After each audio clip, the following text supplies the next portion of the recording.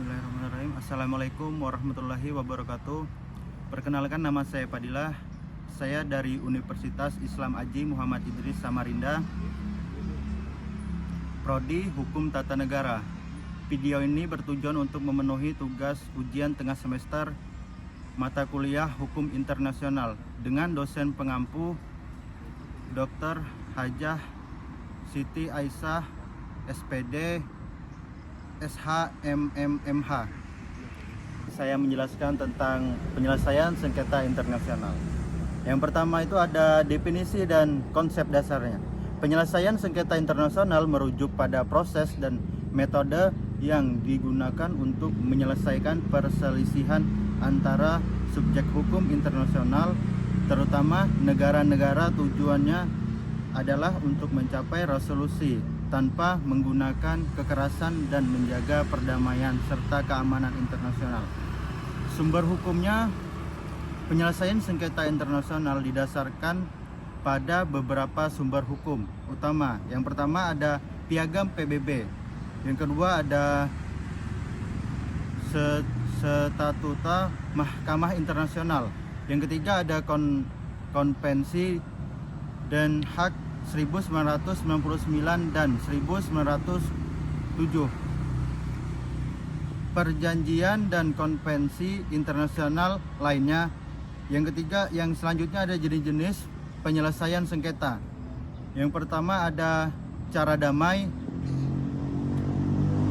Cara damai yang pertama ada pihak bersengketa berkomunikasi langsung untuk mencapai kesepakatan, metode paling umum, fleksibel. Selanjutnya ada mediasi. Selanjutnya ada mediasi, melibatkan pihak ketiga netral untuk memfasilitasi dialog. Mediator tidak memiliki wewenang untuk membuat keputusan mengikat. Selanjutnya ada konsilasi. Mirip dengan mediasi, tetapi konsilator biasanya membuat rekomendasi formal. Proses lebih formal membandingkan mediasi. Selanjutnya ada arbitrasi.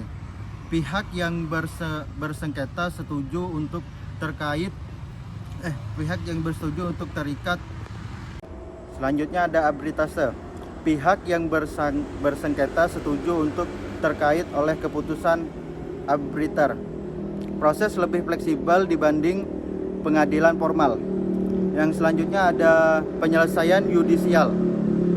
Penyelesaian yudisial itu melibatkan pengadilan internasional seperti Mahkamah Internasional ICJ. Keputusan bersifat mengikat dan final. Yang selanjutnya ada penyelidikan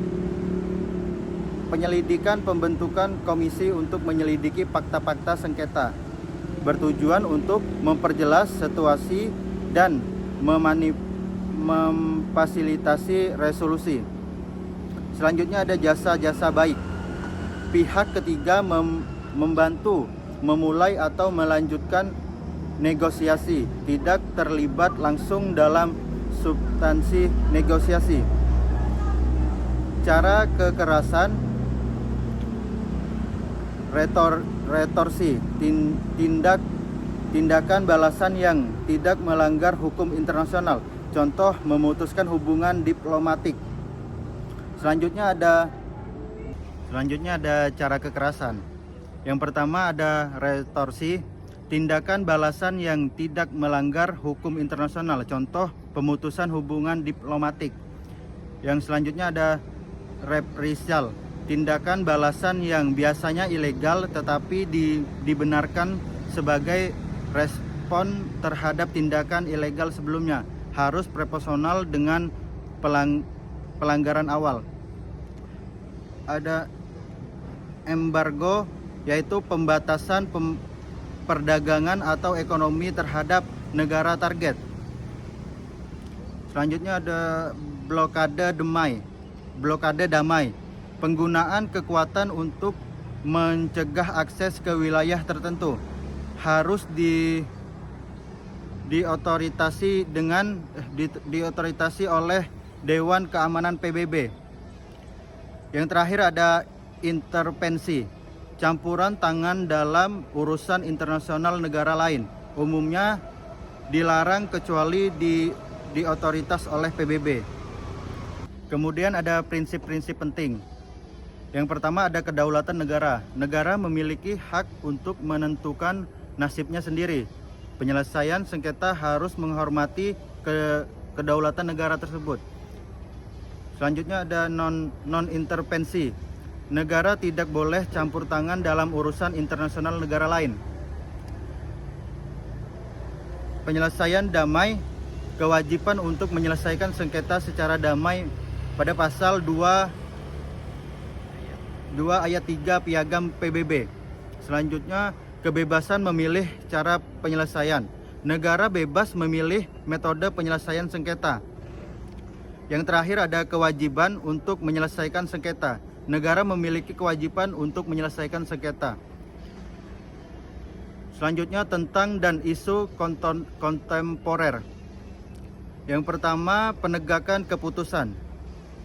Kurangnya mekanisme penegakan yang efektif. Selanjutnya tentang dan isu kontemporer.